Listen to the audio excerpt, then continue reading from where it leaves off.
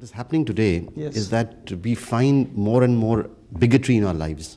We find more and more communal tension that is coming in.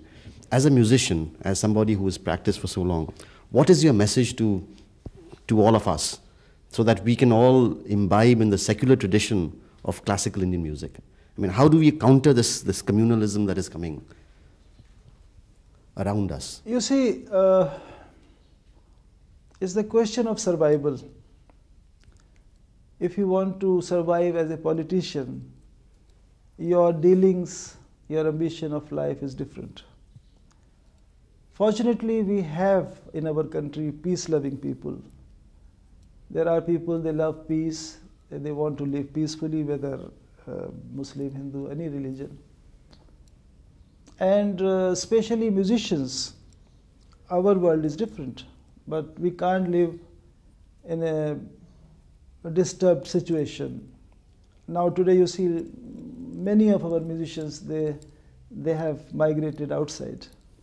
They are not in our country anymore. They do come and perform. Maybe I'm one of the very few one who I love my country, I love my people, because I need to breathe Indian fragrance. And anyway, we have learned to adjust. But this communal problem, it is created by the politicians, and it is solved by the politicians. And now, unfortunately, the priest of mosque and temples and church, unfortunately, they are also dragged into politics. It is sad. It should not happen. And I appeal to the priest of all the religions to pray for the peace of the country, and they should not participate in politics. I cannot appeal to my fellow artists. Everybody has a different goal of life. But I think through music, we pray for the peace of the world. We pray for the peace of the nation and for our own mental peace. We must meditate, we must concentrate. And I feel even the politician of today, they must, now the time has come, they should look after the future of younger generation. My father, I feel he was from a different planet, because he was the most contented man, whatever he had. I was born in Gwalior. We still have our house there. And praying to God, playing music. And when he met Dr. Rajendra Prasad, when he received the award in 1960, the president asked him, "Khan Sahab, what can I do for you?" He says, "You must do something about the purity of Rag Darbari Kannada." The poor president, he didn't know how to react, because after all, he was also from Bihar, and he didn't know I'm sure he didn't know Rag Darbari Kannada.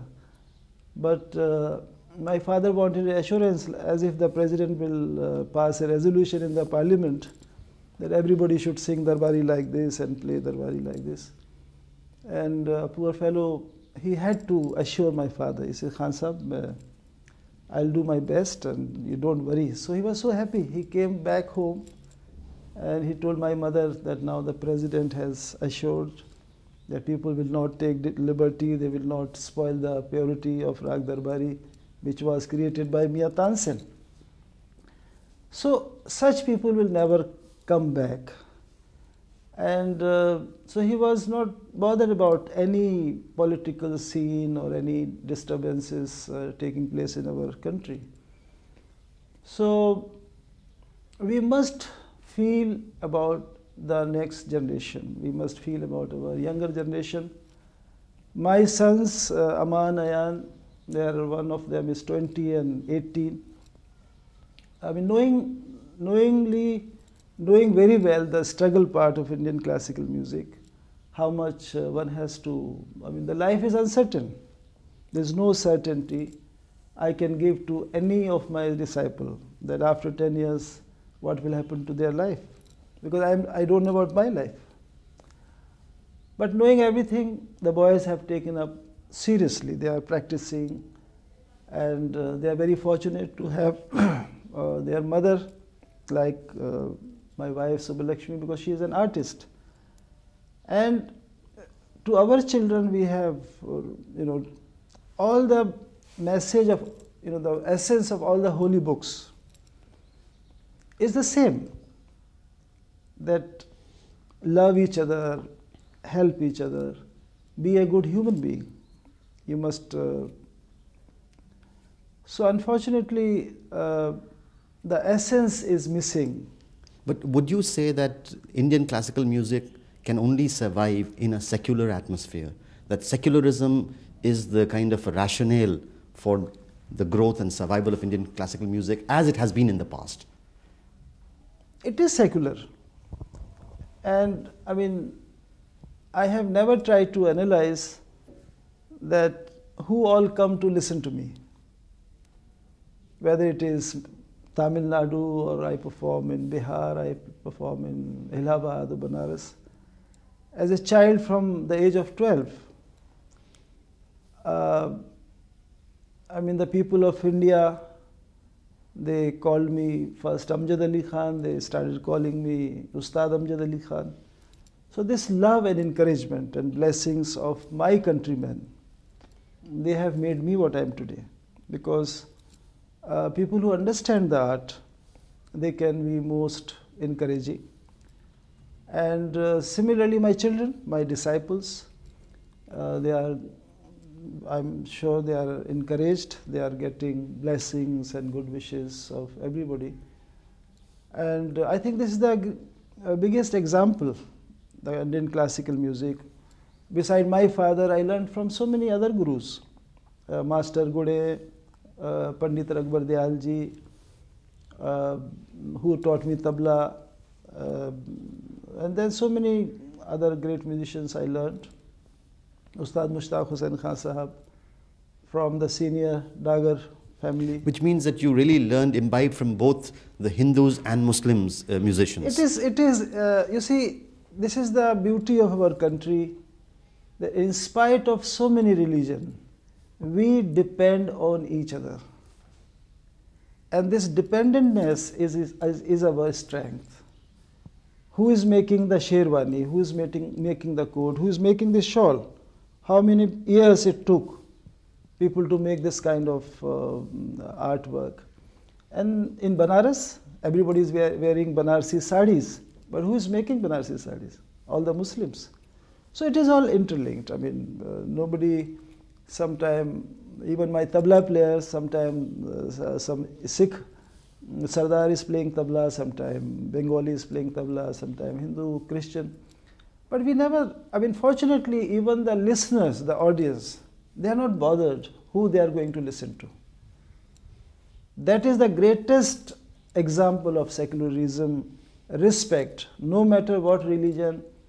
You see Bengal, how much they worship musicians, no matter what religion you belong to.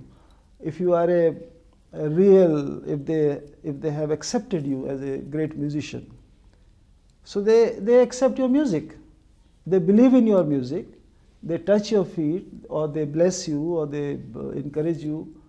It's like all over the world, in our country also, once a musician is accepted or an artist is accepted, not because you belong to Hindu religion or Muslim religion or Sikh religion, it is entirely because of your dedication to the art. And if your music is appealing, if your personality is appealing, if as a human being, if you are appealing, and people believe in you, they love you, they respect you, and you become the representative of your own country. And I think that is the greatest satisfaction in this country, that majority of people who love art, people who love culture, tradition, they just accept the person because of their art, because of their dedication and commitment to people, not because what religion you belong to.